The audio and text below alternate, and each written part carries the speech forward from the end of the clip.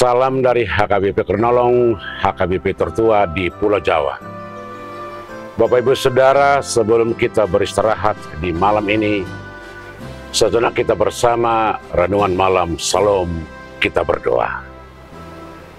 Bapa yang baik, di dalam Yesus Kristus Tuhan kami, terima kasih untuk hari yang sudah kami lewati. Dan untuk malam ini kami ingin beristirahat. Sebelum kami beristirahat, kami ingin bersama-sama dengan Engkau. Hadilah berkatilah kami Tuhan. Di dalam Yesus Kristus Tuhan kami berdoa. Amin. Bapak Ibu Saudara, dalam kehidupan sehari-hari manusia tidak bisa terlepas dari aturan-aturan yang berlaku, baik sebagai individu maupun sebagai kelompok. Paling sedikit ada 3 aturan yang mengatur kehidupan kita setiap hari. Aturan yang pertama, berjalan sesuai dengan sistem, keadaan, dan situasi, yaitu aturan sosial yang diberlakukan sesuai dengan kesepakatan, seperti aturan bagaimana hubungan kekerabatan, hubungan sosial, budaya, adat istiadat. Dan aturan yang kedua adalah aturan yang diberlakukan dan diatur oleh pemerintah tentang hak, keamanan, kewarganegaraan, pendidikan, kesehatan, dan sebagainya. Aturan yang ketiga ialah aturan agama yang pada dasarnya ditetapkan berdasarkan kitab suci. Betapa sering aturan agama dibuat menjadi beban dengan cara yang tidak benar, sebagaimana kritikan Yesus terhadap orang-orang Yahudi dalam firman hari ini yang kita ambil dari Lukas 15 ayat yang ke-11 sampai ayat yang ke-32.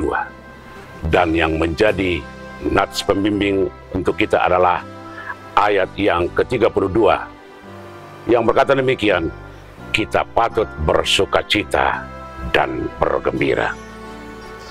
Saudara-saudara, firman ini lahir dari kritikan Yesus kepada orang-orang Yahudi yang memberlakukan aturan agama yang sangat ketat tanpa melihat urgensinya, di mana kalau sudah ditetapkan tidak boleh dilawan atau dilanggar, walau pada prinsipnya tidak melanggar.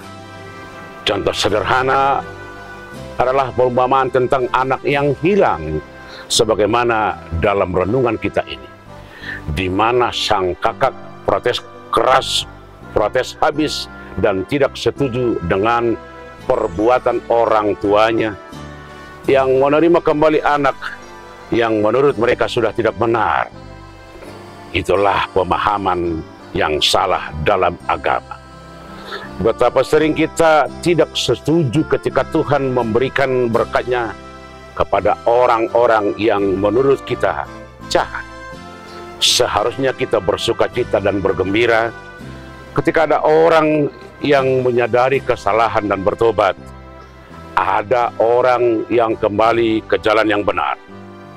Kelalaian kita adalah kitab suci yang menjadi pegangan dikeramatkan teksnya, tetapi lupa bagaimana menafsirkannya secara kontekstual, agar senantiasa kehadirannya kuasa menjawab sengkarut persoalan kekinian. Saudara-saudara, agama senantiasa berjubahkan kebesaran masa silam, tetapi gagap merumuskan kehidupan masa kini dan masa depan. Seharusnya agama dapat menerjemahkan iman di tengah masyarakat dalam ruang publik yang plural.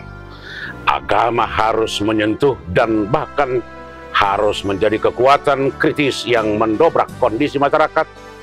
Itu artinya harus bersinggungan dengan kehidupan kekinian, harus berhadapan dengan seluruh sistem yang mengatur masyarakat, karena agama harus berbicara kondisi real, keadaan dan situasi yang terjadi. Seharusnya agama dipakai untuk membangun relasi yang benar dengan sesama. Bagaimana firman menjadi kekuatan yang mendorong setiap orang dapat menampilkan kehidupan yang penuh dengan kebaikan-kebaikan.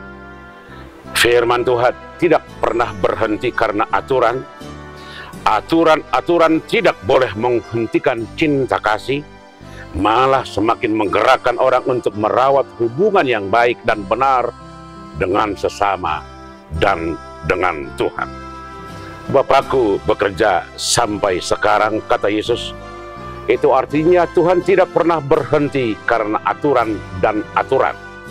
Tetapi Tuhan senantiasa hadir dalam situasi dan kondisi apapun.